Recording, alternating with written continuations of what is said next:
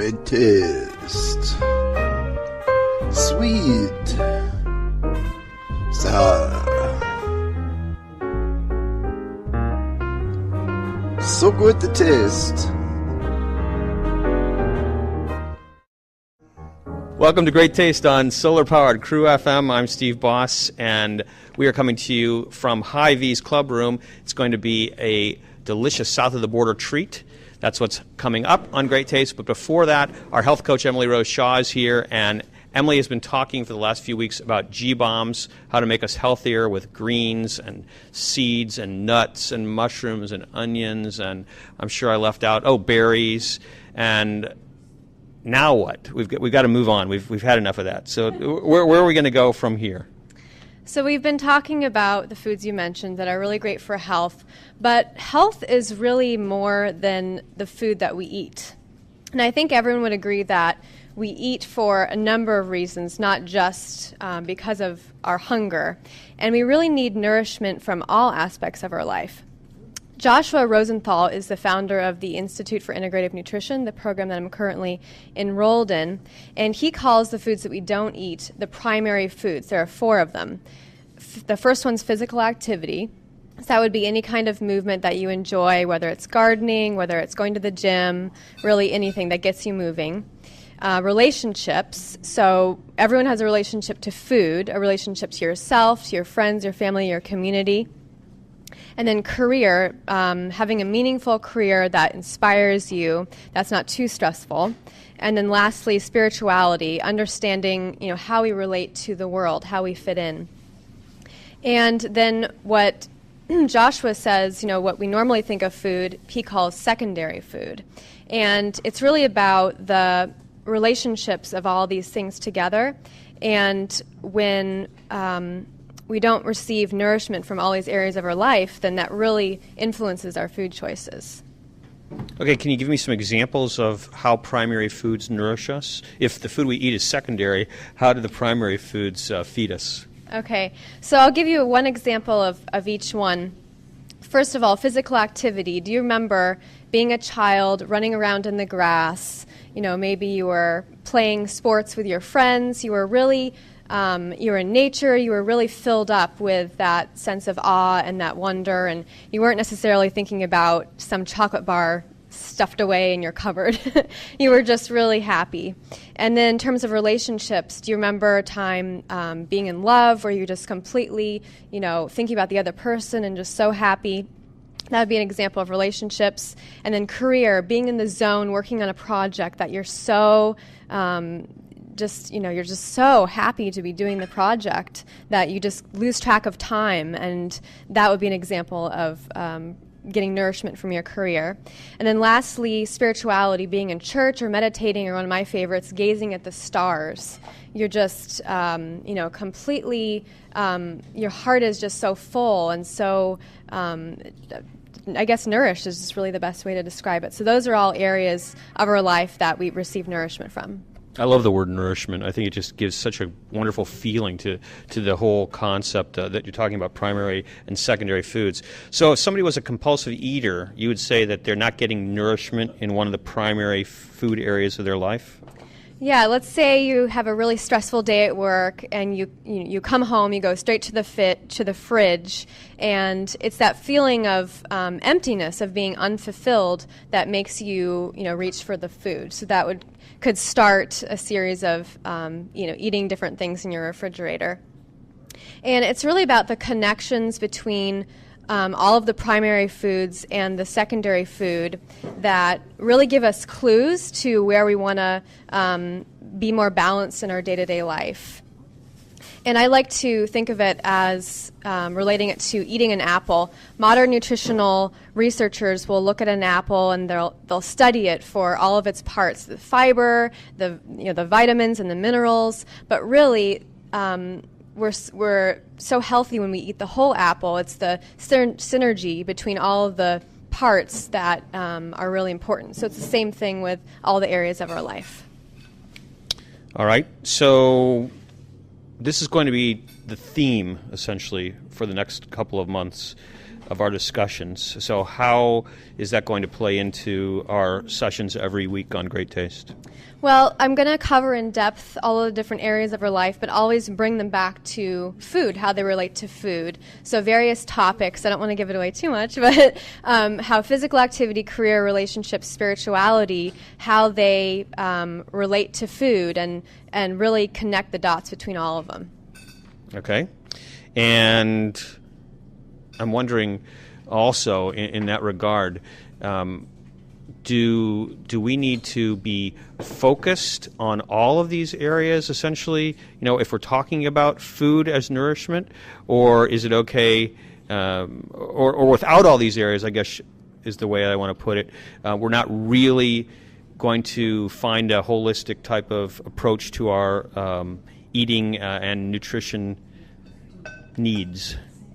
Yeah, it's really individual. That's what I work on with my clients, is really helping them identify what it is in each of those areas that could be lacking, where they need improvement. And it's always changing. And so really working with people on how to eat from an intuitive level, kind of reflect on what we need food-wise, and then in all areas of our life. So it's all those.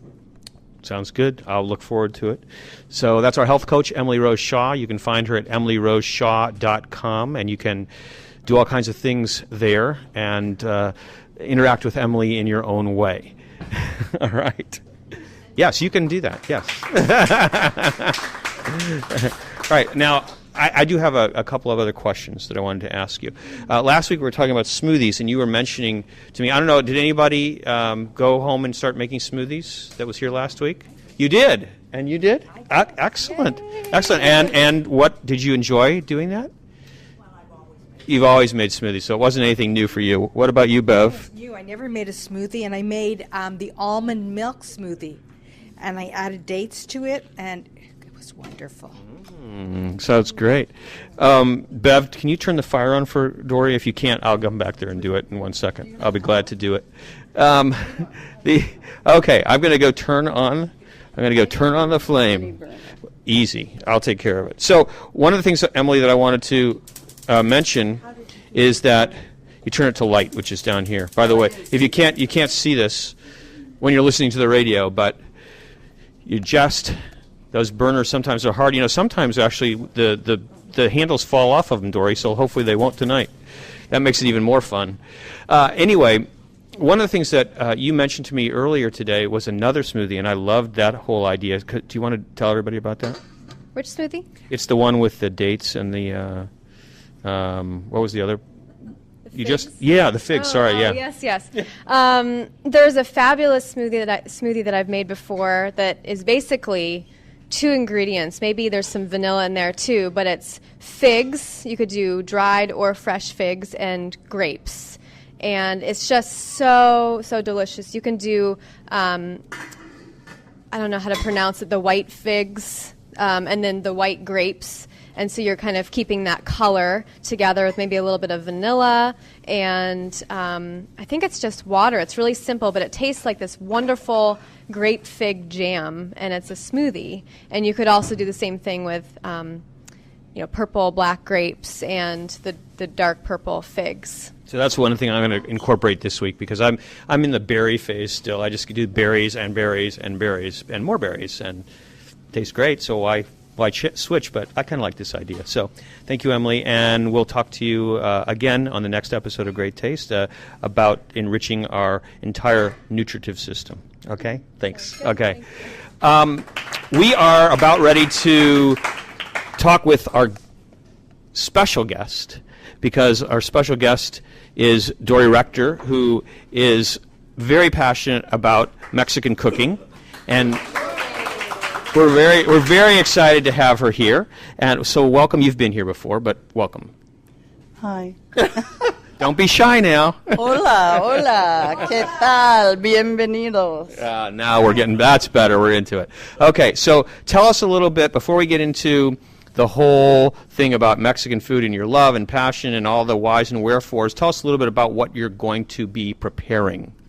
Okay, the first thing that we're making is cooked tomatillo salsa, and it's made with tomatillos and jalapenos and garlic and cilantro. We'll get somebody to get it. Okay. I don't want to see it. Okay.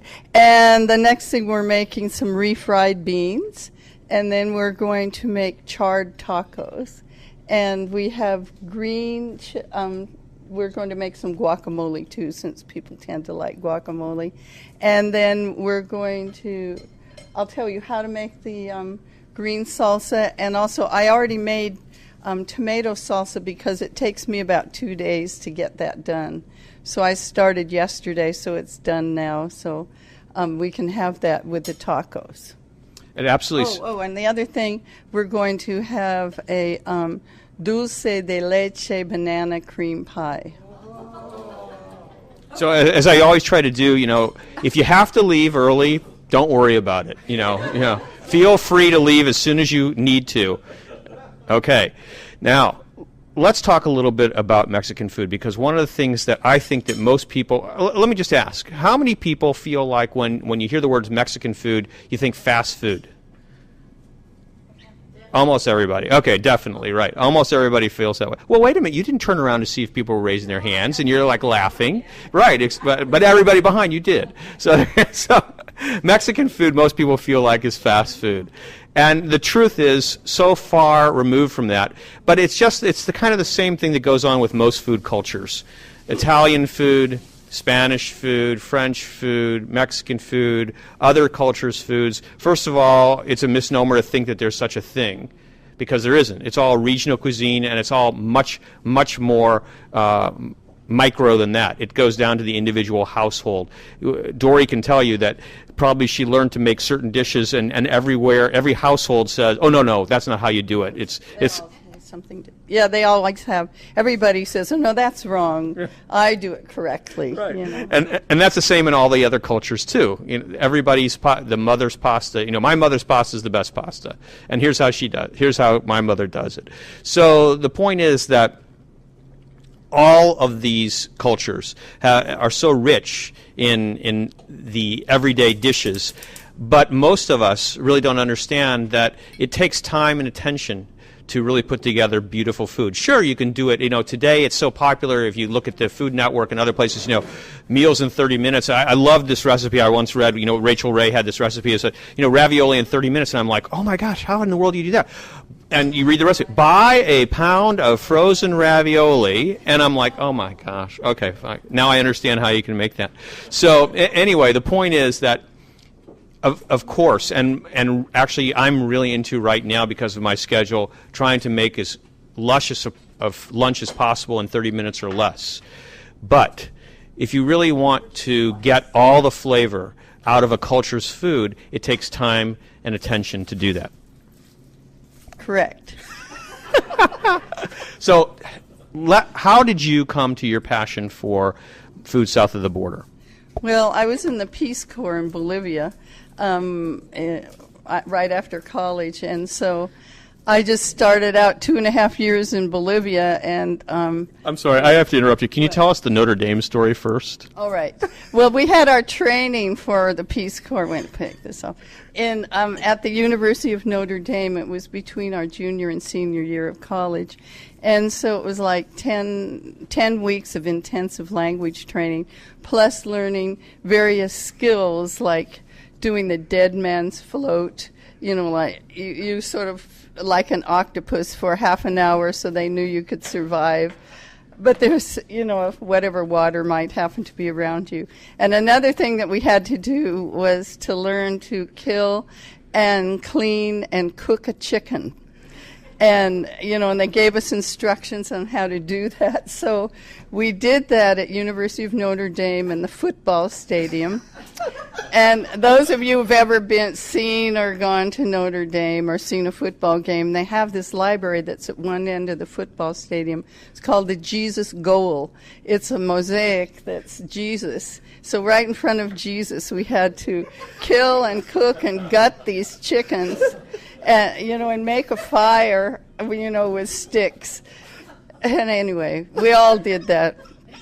And I did do it about twice or three times, and then I found out that the ladies in the area, they'd prefer to do it for me because they like to have the head, which they cook, and the guts, like the intestines they fry, and the feet they cook. Yes, I want to make it clear. We're away from Notre Dame now, and we're we're in Bolivia. Yes, it wasn't the ladies in South Bend, India. It was the ladies in Chipiriri, Bolivia, and the Chapati. So anyway, they liked eating the different parts of the chicken. So that's where you actually developed your passion for this type of food. Yes. Now, did you? I didn't even know what was funny at that point, but anyway. Now, what I'm wondering is, when you were in Bolivia, I know that you had to actually chase chickens to catch them first before you could do the rest. But where did you then develop and learn the different dishes, like from Mexico and other areas? Marcy sent me to Mexico to teach TM. Oh, so you went to Mexico to teach Transcendental Meditation. That's how it happened. A few years later. Mm-hmm. And then I was in Atlanta a number of years ago. Excuse me. She's so excited by being here. She can't stand it. That's what's going on. Do you want to break for a couple minutes? Do you think? Yeah. Okay. So I'll tell you what. We're going to break, and Dory will continue cooking, and then we'll get back to her exciting story of how she was in Mexico and learned to cook. And meantime, what I'm going to do is I'm going to introduce a brand new segment to the show. And actually, I just realized that we haven't decided whether this segment is regular or whether it's once every few weeks or what it's going to be. So hopefully I can ask Bev Merson, who's going to be doing this segment. It's called Cinebites. So it's actually going to be about... It's actually going to be, you have your notes on the computer? Is that what it is? I see. Okay. So it's actually going to be reviews of food movies. Movies that are documentaries, movies that are feature films, all kinds of different ones. And Bev decided that we were going to kick this off with the Mexican event that we're doing. And so the movie that she's going to talk about is Tortilla Soup. So I'm going to introduce Bev Merson, who's going to be the co-host, essentially, of Cinebites. Hey, Bev, thanks for coming. Thank you, Steve. Uh-oh, so you're waiting for the computer I'm waiting for my computer to boot up because I like to be, this is my first time doing the segment. I was very nervous getting ready for it, so I just made notes so I have something to refer to. But this is a great segue into Tortilla Soup because of what Dory said. Everything needs so much preparation. How many people have seen the movie Tortilla Soup? So that's some people have, right? It's wonderful, isn't it?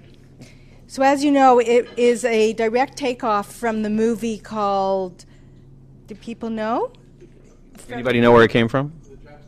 Taiwanese film called Eat, Drink, Man, Woman by Ang Lee. And Ang Lee is the person who did Sense and Sensibility, The Life of Pi. So he does some beautiful films, and I'm just trying to get my computer. Yes, and in addition to that, Crouching Tiger, Hidden Dragon, I believe, was his, if I'm not mistaken, and several others. That cowboy movie, I can't remember. Brokeback Mountain, right? Brokeback Mountain. Anyway, this show isn't about Ang Lee, so. No. But it's not. But and by the way, how often are we going to do these reviews? We're going to try and do these reviews once a week because there's so many. As I started to look at the food movies, I realized there are so many food movies to review.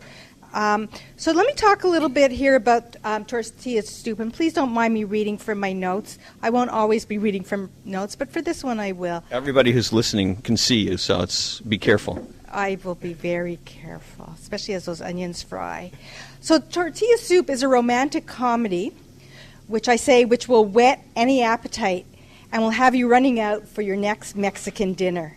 The film opens with a garden-to-table, pond-to-table food gathering in which you see a man carrying the ripest tomatoes and peppers from the garden to the kitchen, peeling and chopping avocados, roasting peppers and tomatoes in an open wood fire pit made especially for the kitchen, cutting cactus leaves from the garden, roasting them on a fire, filleting a fish that was flapping its way to the chopping block, and this is woven with snippets, as you watch the movie, of introducing his three daughters.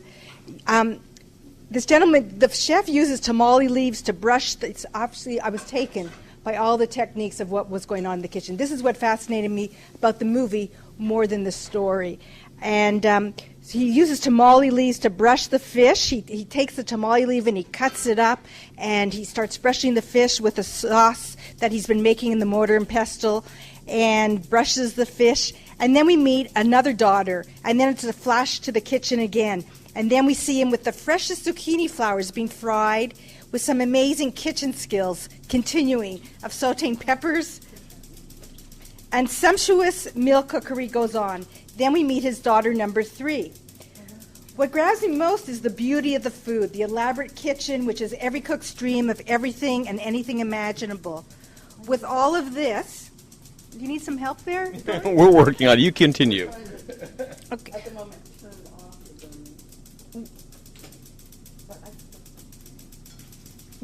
Our cook here, our Mexican cook, is having some trouble with the burners. Hold on 1 second. We'll be right back. What do we need? What do we need to do right now? Turn it off. Yeah, it's off, but I don't know why it's. I have no idea why it's making that noise. But there we go. Now it's okay.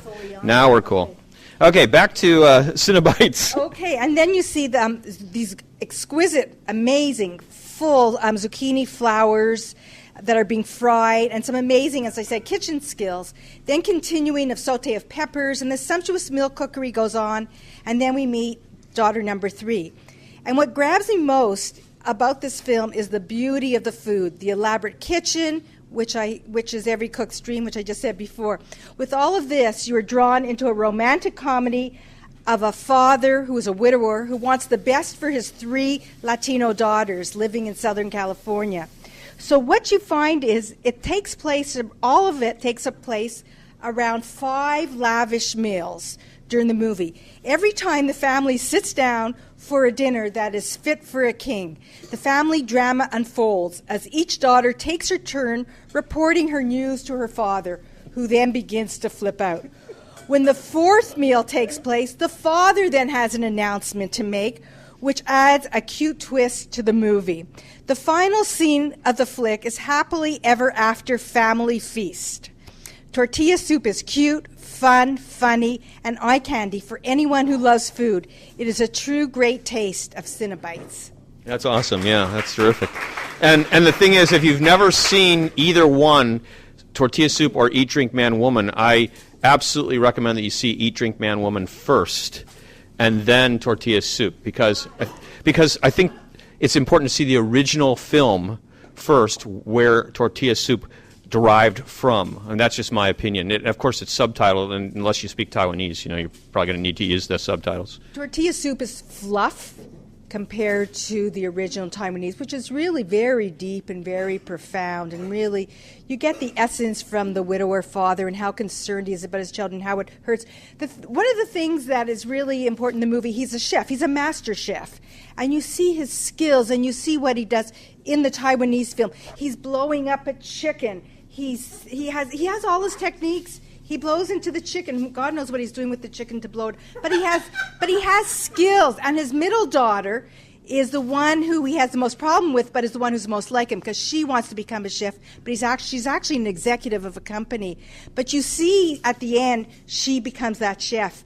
And the chef, the master chef, who's the father, has lost his taste buds, and he has a taster who dies, and then he's sort of lost. But then, because there's this twist, which I don't want to say near the end, he gets really happy again, and his taste comes back, and then his daughter's cooking for him. And it's lovely to see, because the skills in the Taiwanese, you see her making these pancakes, and she has this huge ball of flour in her hand, and she's just sitting there. She takes the ball, she makes a pancake, lifts the ball up, makes a pancake. She never takes that ball of flour off her hand, but the pancakes keep continuing. To see the skills of cooking in the Taiwanese film, first of all, I don't know if you know this, but Taiwanese food is written up in gourmet magazine all the time. I mean, it's really the food, because there's so many tastes and so many dishes. And then to see the art of Taiwanese film in this show, it's unbelievable. But Ang Lee always goes further with his films. You know, he just talks about the isolation of each person in the film, and you see that in the family. But in any case, they're both Eat, Drink, Man, Woman is fabulous. Tortilla soup, it's great, but it's fluff. It's American. Yeah, it's more Western, we'll call it. So that's great. And the other thing, I think, if I'm not mistaken, the consultants for tortilla soup were Susan Feniger, and weren't they Susan Feniger and Mary Sue Milliken and Susan Feniger of the Border Grill, I believe. That's right, exactly. They were the consultants, and they have a show as well that they're on, and they set up the whole all the cookery. Yeah, so it was pretty interesting. And another thing which I thought was really fascinating when you watch the film is notice how they, if I'm not mistaken about this, they never show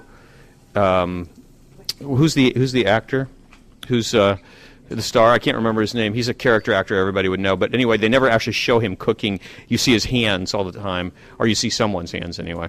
So it's pretty interesting to watch. So anyway, thank you, and we'll look forward to your next review. And I'll just give you a little peek into next week so you can think about what film you might be talking about. We're actually going to be outside Hy-Vee next week, because we're doing a grillin' show, because we're going to set this up for Fairfest. Fairfest is coming up June 21st, 2nd, and 3rd, and we're going to be featuring certain vendors who are going to be doing, we'll call them artisanal type products, and Hy-Vee is going to participate in that by doing some artisanal meat products on the grill, and so we're going to feature that next week. And I haven't talked to Jack Dowd yet, but hopefully we can get some root beer and do some root beer floats next week, and all kinds of other things to preview what foods you're going to find at Fairfest. So next week outside of Hy-Vee, and hopefully it won't be raining.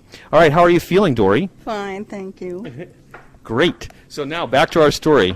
So I learned a lot of Mexican cooking. I learned some in Mexico from the maid. We had to rent a house, and she cooked. I remember one day we had all these kids we were teaching meditation, and they were getting hungry, so she made them mashed potato tacos, because she said, you can make tacos out of anything. And it's true, And today we're going to make them out of chard, anyway, and perhaps some kale. And the other thing was that when I was in Atlanta, I would hire maids who knew how to cook, or cleaning ladies, and then I'd pick them up in the morning, and we'd go immediately to a Mexican store, a Latin, huge grocery store about this size, and get food, to cook. And then we'd cook for 4 hours, and then madly clean for the last 2 before my husband came home. But I learned all these salsas and different dishes, particularly from one lady whose family had been caterers for many generations, and they did huge, huge parties, so she was great. It's always the best way to learn, right, from somebody who does it. That's what they do every day. Yeah, you have to really watch, and see what they're doing, so it's great. But it was really good because I learned right on the spot. So these 2 salsas, the tomatillo salsa and the tomato salsa, are the ones she taught me. Nice. And then the Swiss chard tacos are Rick Bayless. So you want to tell everybody who Rick Bayless is? He's been on the show before, actually. Mexican cook. He learned. Can I just? You can do whatever you want, and I'll say that you're listening to Great Taste on KRUU 100.1 FM, the solar-powered voice of Fairfield, Iowa. I'm Steve Boss, and we are in the Hy-Vee Club Room, and we have some delicious, I know they're delicious, Mexican. I know, I wanted to bring this back because you might need this eventually. So I want to tell everybody that we have some really delicious food that's cooking here. A couple of salsas. We've got refried beans. The beans are dear Steve made. Yeah. Anyway, the way that these ladies have all told me to make refried beans, or beans, pinto beans, is you do not soak them overnight. Under no condition do you soak them overnight. Because if you do, you lose the nutrients and the taste. So you just start in the morning and you put your beans in a lot of water so they're well covered. You put in a couple of slices of onion, and if you like, you could put in a clove or 2 of garlic, and then some oil, any kind of vegetable oil, on, and just cook them. And do not put the salt in until everything is cooked. If you put the salt in while they're cooking, it makes the skins hard. So you don't want that. But I discovered this one thing, and I'll pull it out here. You have to wait till I put the mic in front of your face. Well, what I discovered to make it taste like you have a ham hock in there is to put in a whole dry jalapeno chili. And you just leave it on the top while you're cooking, and it imparts the flavor of smoky flavor and a little bit of heat, not very much, and you take it out before you do anything more with your beans. You don't mash it in there or leave it in there. You take it out. And then, then you have a wonderful pot of beans in about 2.5 hours. These are absolutely delicious. Here is the beans that Steve made earlier today that are not, that you can just eat like that. And you can make them soupier, and we eat them as soup kind of thing. And they're just delicious. You can use them for so many things. I actually love that whole idea of eating them as soup. We do that a lot, where what we do is we just take all the different things that you would normally put together for, say, your taco or your other type of dish. So you take your guacamole and you take your cilantro and did you get cilantro, by the way? Oh, great, excellent. So you take your guacamole and your cilantro and your tomatoes and your cheese and sour cream and olives, if you can use it, or whatever, and just pile it all up on top of this soup, the soupy beans, and you have a one-pot dish, a one-dish meal, and it's just great that way to enjoy that type of thing. And one thing that makes that bean soup really, really good is just take some fresh tortillas and corn tortillas, and then cut them in strips or in some kind of shape that you like, and fry them till they're really crisp. And then while they're really hot and sizzling, put them in your soup, and they'll go they sizzle a bit, and they give this wonderful corn flavor to the whole soup. Yeah, it's delicious, actually, and it's fun too, because it's kind of like you're eating chips and your all your other fixings, I guess you'd say. All right, so you like to hand mash your beans as opposed to using a mechanical handheld blender or something like that, huh? I do, unless it's too many, But the reason is you just maintain the integrity of the bean. You don't totally smash to smithereens the whole bean. And then I like it that way. Not everybody does. And it's easier to do it with a hand blender, but it works just as well like this. And when you're actually taking the beans from the pot and making them into refried beans, so you're just putting them in another pan, and are you adding oil to this then? Well, I would normally do butter, but I didn't bring it. But olive oil is just fine. And then I just smash them. That's about all you. Well, I did put in onion this time. I don't always. And you could put garlic and also some cumin and whatever other spices you like. So I want to just check with you. So there was already garlic and onion in it when we cooked it, and you're asking, did you add more or not? You could if you like. I see. But I just did because we had some here. But I wouldn't always do that, just because it was in the next pot. Okay. Got it. So it was easy. You came up with it pretty easily. All right, now let's go on to the tomatillo salsa. Right now you've got the tomatillos cooking in here, but I want to go back to the beginning. Do we have any tomatillos still whole here? So you could show people how you prepare them? Or okay, well, can you describe what are we looking for when we buy a tomatillo, and what do we have to do with it? Do they have any tomatillos? Somebody will have to go run out and go get one. Can you but see if there's a tomatillo? poor Rose has been running back and forth. Just get one so we can just with the outer leaves on, so that we can show everybody and describe it to our listeners also. But everyone's saying, I always see those, but I don't know what to do with them. But they're actually. Are they around someplace? That's all right. We're going to get one. One will be coming. Well, anyway, we'll show you. Right. In a minute. Anyway, they're part of the gooseberry family. So the amala is also a gooseberry. So anyway, So they're very sour, right? Yeah, they're very sour, but they're actually very delicious. So you just peel them, and you can slice them up and put them with stir-fried vegetables, or in soups you can cut them up. Or in this case, we're just cooking them till they're soft with a jalapeno, and then we're going to blend it with cilantro and garlic and salt. And one thing that I found with salsas is that part sal, which means salt.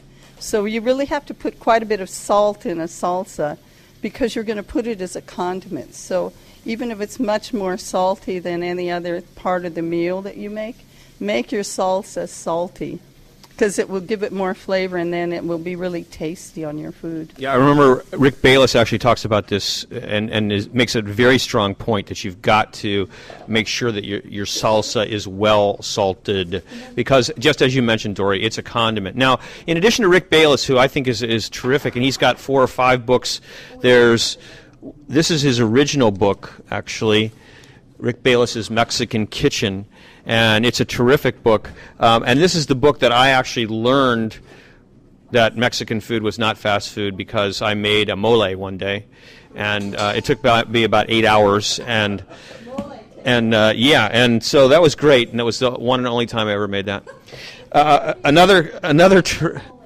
Excuse me? Somebody's yelling in the audience. What? A mole. Okay, I'm going to let Dory tell you what a mole is. Well, mole is like a sauce, like guacamole. Guaca is like avocado, and mole is a sauce. So, but in Oaxaca, where Rick Bayless studied, there's 7 different moles. I think it's 7, and so they're really sort of complex combinations of chocolate and chilies, and what else went in your mole?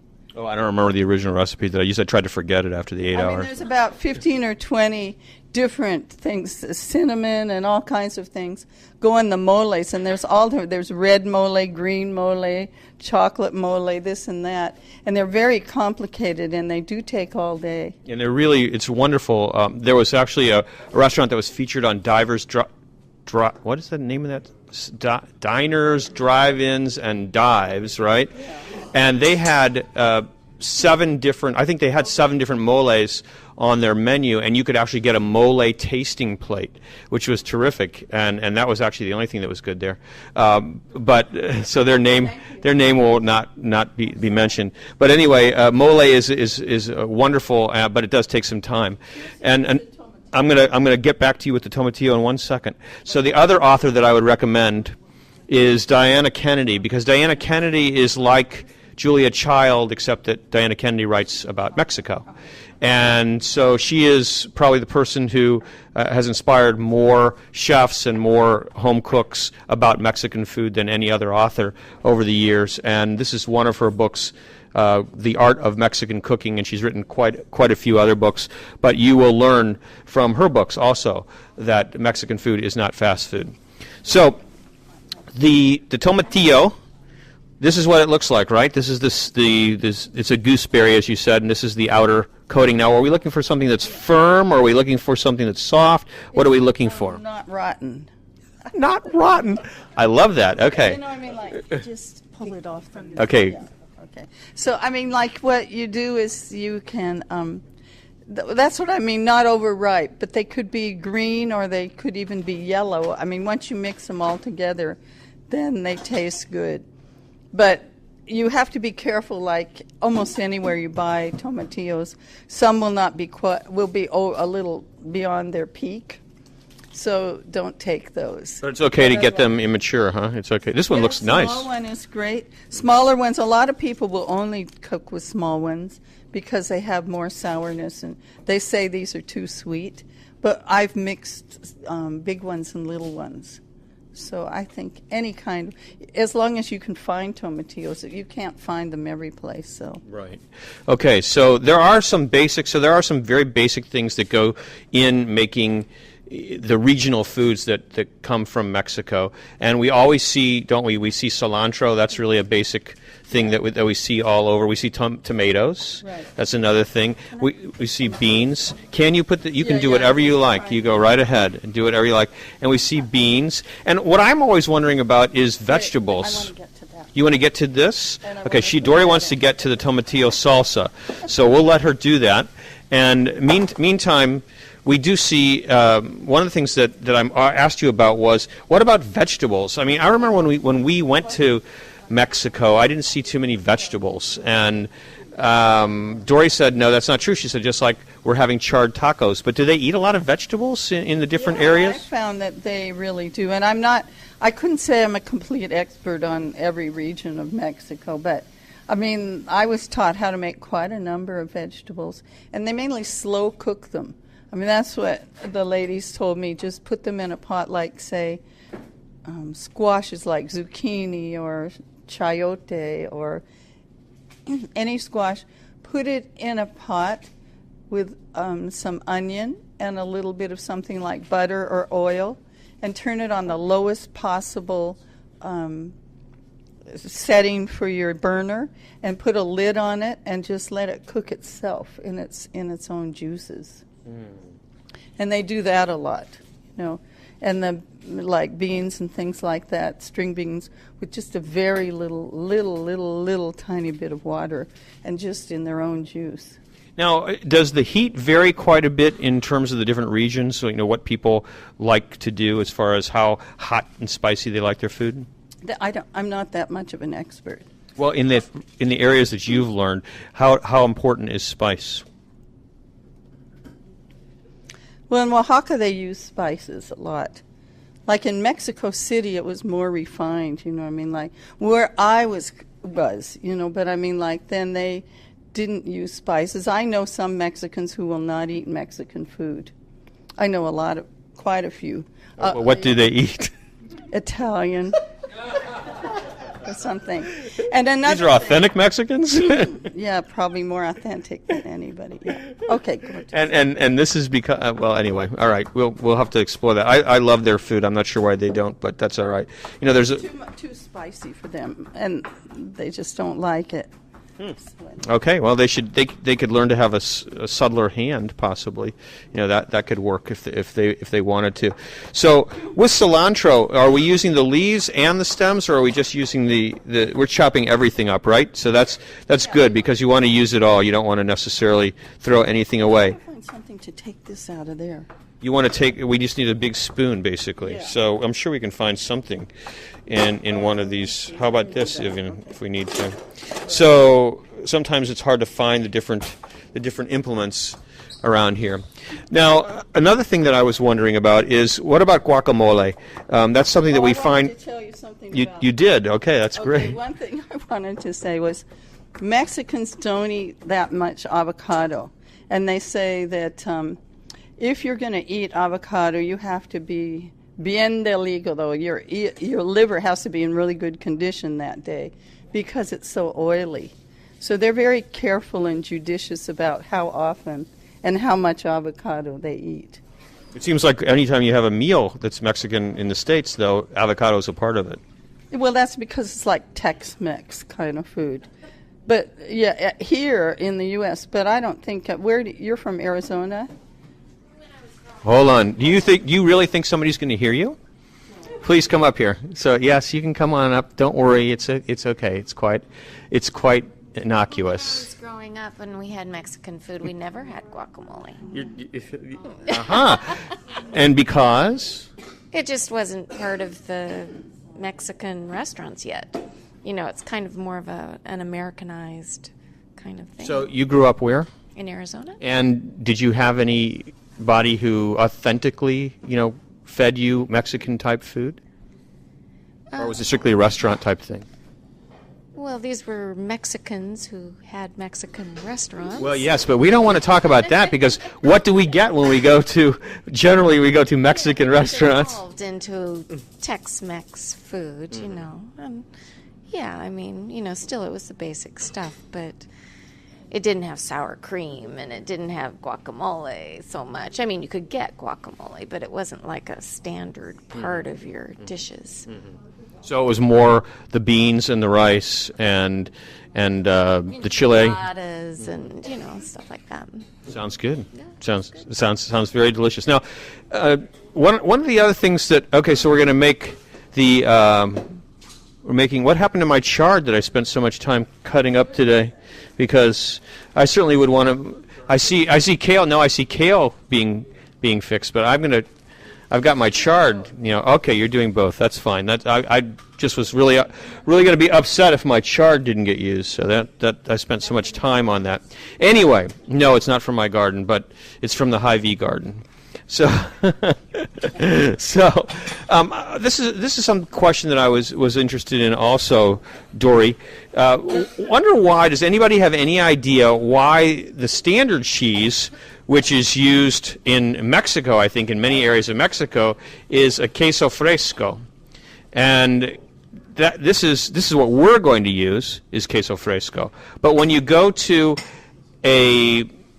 we'll say a run-of-the-mill Mexican restaurant, you generally never find queso fresco. You find shredded cheddar or shredded Monterey Jack or anything like that. And I don't know where that evolved from, but that might be interesting to find out. But queso fresco, by the way, is generally a cow's cheese. In Mexico, I think that it's generally found raw. I think you can use goat too. And it's a cheese that can be eaten. It's made right away. You make it and you can eat it right away, or it can be aged for a few days. But it's a very simple cheese, and a cheese that is you'll find when you taste this, it tastes much different to use it. And they also don't pour it on their dishes as we see in a lot of places. It's used very judiciously, which I think is the same in most cultures because the food is thought of as it's just another enhancement to the food as opposed to a main ingredient. I don't know why. It's probably because in the border towns and around here, it's much easier to get that kind of shredded cheese. Mm-hmm. Yeah, it's interesting. And somebody asked if it's salty. Yes, it does. It is a little bit salty. Yes, and you can taste it. Maybe if we have some extra, you can actually taste it. But I think if you look in your neighborhood grocery store and you look hard, you may actually find it, because it can take a little while to actually find something like this, and you may have to go to a specialty store actually to find it. We are lucky though that we do have it locally here to use. Now, one thing that I want to do is, before we run out of time on the show itself, I want to make sure that we have all of the basic understanding of the different dishes that you're doing, because we know how to, the tomatillo salsa, that was pretty simple and easy. And did you talk about what it took to actually make your red salsa, the 2-day salsa procedure? Well, you just boil the tomatoes, and then with jalapeno, and then you have to put it in the blender with garlic. And then you fry it with onion, and you fry some onion and some oil and add the tomatoes, but then you have to boil it down. And that's what takes the time. And you have to cool it between the different stages and let it, the flavors have to come together over time. Like a day is best. Now, is there a particular salsa that you know of that we could look at, for example, our listeners could look up in Rick Bayless's book? I don't know. Okay, well, we can check that out and see, and we can post it. The one thing about this tomato salsa is these ladies use the Roma tomatoes, the plum tomatoes, and they use them, and they did not peel them or take the seeds out. They blend them whole. That's very interesting. Do they take the core out? No, nothing. They put the entire tomato and cook it. Yes, throw that tomato in there and cook it. Okay, and they don't put it through a tomato, like a mouli grater? No.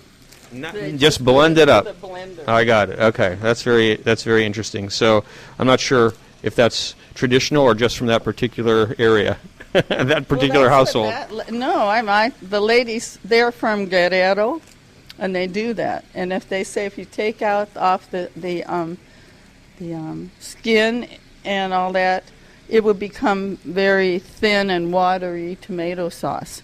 So they do it like that, and they've been doing it that way for many generations. Okay, that is definitely very interesting. Anybody have a question? Yes. Hi, Dory. I would like to know, what are you doing with the kale, and what are you doing with the chard? Are they in pressure cookers with a little bit of water? Hold on 1 second so that I can come back and people can hear your answer. I use a pressure cooker for chard, because it only takes like 3 or 4 minutes and it's completely soft. And I would do the same with the kale in a minute once this chard is done. And what we've done is we've taken the stems we've taken the leaves off of the kale and of the chard so that we're just using the leaves only. We're not using the stems in this particular preparation. But if we wanted to make soup later on, we can use the stems in that soup for a stock purpose. You're listening to Great Taste on KRUU 100.1 FM, the solar-powered voice of Fairfield, Iowa. I'm Steve Boss, and we're visiting with Dori Rector, who is leading us through some absolutely amazing Mexican specialties that the smells coming out of her house when you pass by it are things that you want to invite yourself in usually. And luckily she's really nice and she lets me in. So yeah, I do. Yeah, I invite good eaters. If you're picky, I don't. Isn't that the truth? You know, it's like if you're a good eater, you find yourself, welcome in a lot of places. But if you're picky, it's like, hey, I hope that they don't come around. But I want to say now we're starting on the. Turn that off. We can turn that off. There it goes. These are Swiss pressure cookers. They're really good. The dulce de leche is a graham cracker crust, and then you take, sweetened condensed milk. Cans of sweetened condensed milk you've heard of.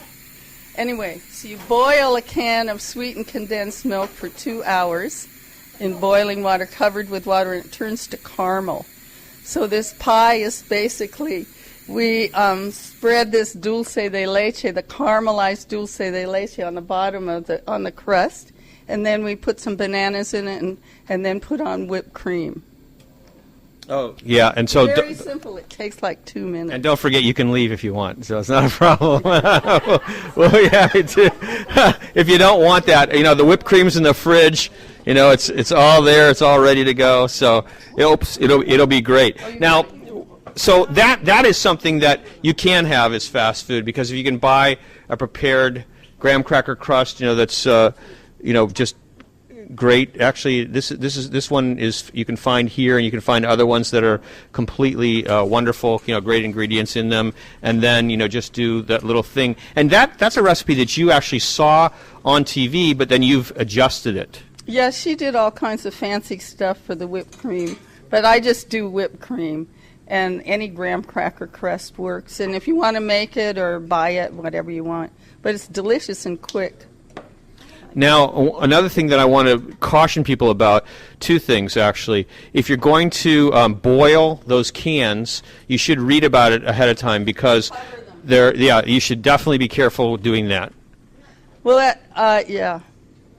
I say, yeah. My mother did it my whole life, but they could explode, so you have to put them like in a big tall pot, so they're completely covered with water, and they're not going to be, during that 2 hours, ever not have enough water over them. Yeah, we just wanted to issue a disclaimer. I don't want anybody doing it. And also, you can look up online. There's ways to bake them and different things like that.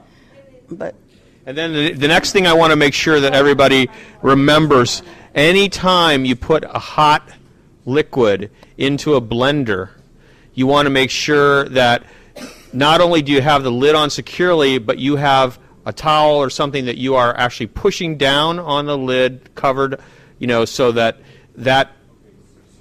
doesn't fly off really, really quickly. And you want to turn on that blender at very low speed first before you fire it up, because otherwise you're going to have hot liquid all over your face, and that wouldn't be a good idea. And this is the cooked tomatillo and 1 cooked jalapeno. Now I'm going to I've just put in 4 cloves of garlic. And now, I like garlic. You could use less. And then I'm going to put in a lot, like 2 tablespoons or 1.5 tablespoons of salt, and this much cilantro. So that's a handful of cilantro. That's it. That's how you make this salsa. So that's really simple. So how many tomatillos about went into that? How many pounds? 3 pounds. Did you use all of them? Did you? Okay, so it's 3 pounds. 3 pounds of tomatillos, several cloves of garlic, a little bit of onion, no onion. Sorry, several cloves of garlic, 1.5 I was listening. I was just catching, see if you were listening. 1.5 teaspoons of salt and a handful of cilantro. That's it, right? Yeah. Okay. Yes. And then you're just going to blend it up. Right. And now one of the ingredients that I see that's still out here, and I'm wondering what I it's was going going to to use that for the guacamole, but we didn't have the lime. I was going to make, no, it's okay. I was going to make Guatemalan guacamole, and that is, it's really easy. I mean, maybe we could, anyway, you just smash up some avocado, and then you grate some onion, and you put in some lime and some oregano. And it's really delicious. It's very simple and easier than chopping tomatoes and jalapenos and stuff. So that's just avocado, grated onion, a lime juice, a little bit of salt, and oregano. And it's dried oregano, right? Dried oregano. Lime. Okay. Okay, and what kind of, now what were you going to make? That was what you were going to make. What did you plan to make then instead of that particular version? Well, because we didn't bring the lime, we were just going to put the salsa into the avocado and make it into guacamole. So that's another wonderful technique. And I see I'm taking way too much time, but... Taking too much time for what? Because we don't have any pressure here. Okay. There's absolutely no pressure except in your pressure cooker. That's the only pressure there is. So, good. See, like 2-3 minutes or how many ever. Once it comes to pressure, turn it off. And these Swiss pressure cookers maintain the pressure for quite some time. So are there any hints that you want to give to people about preparing Mexican food? Anything that you've found helpful over the years? I think the cooked salsas are really good because they stand up over. You can keep them in the refrigerator for several weeks, and they're still good. And I use that tomato salsa as a basis for soups and enchiladas and casseroles and all kinds of things. And I just get a good cookbook and find something that looks good in the picture, and I make it, and then I just ad-lib after that. I love that. I love the ad-libbing part. I think that's a really important thing that you mentioned. I remember that my daughter actually made a salsa about 3 weeks ago, and honestly, it was not very good. It wasn't very good, but after 2 weeks in the fridge, it was absolutely amazing. So it just needed to age, and that was really funny, but it's true. It was really, really good. Anybody have any last questions for Dory before we wind up this particular program? Why did you choose kale and chard for your tortilla, like a different kind of tortilla than a corn tortilla? Well, it is a corn tortilla, but we're filling it with kale and chard. That's what we're using. It's not like, right. Taco. Oh, because there's a recipe in the Rick Bayless book about chard or kale tacos. And so I've been making them, and I found even a 4-year-old would eat them.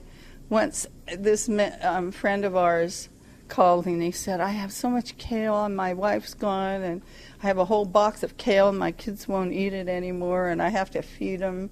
There's 6 of them here, and they're all like age 4 to 8, and what am I going to do? And I said, I'll be over, and I brought over tortillas, corn tortillas, and kale, and I just chopped up some tomato and some onion and some, and some avocado, and put some salsa on it with some like sour cream, and even the 4-year-olds were eating it. That's Dory Rector. Really good. It's like really filling. That's Dory Rector. You've been listening to Great Taste on KRUU 100.1 FM, the solar-powered voice of Fairfield, Iowa. 60 minutes of delicious radio. Great taste. Sweet. Sour. So good to taste.